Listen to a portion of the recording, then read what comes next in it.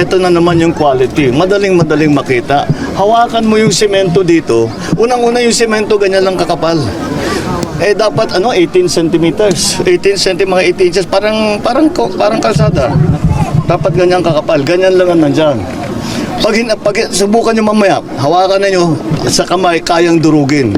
Malabnaw yung semento na ginamit. Nagtipid sa semento, nagtipid sa... tapos, meron dapat desiltation.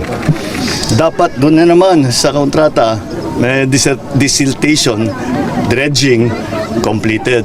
Tignan naman ninyo, paano magiging completed yan? Tignan ninyo. May isla sa gitna.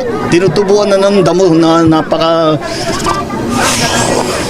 Masukal na yan, Ibig sabihin, matagal na silang hindi nagde-dredge. Although sa report namin, nagde-dredge sila. Ayan na naman. Hanapin natin yung sinong responsible dito.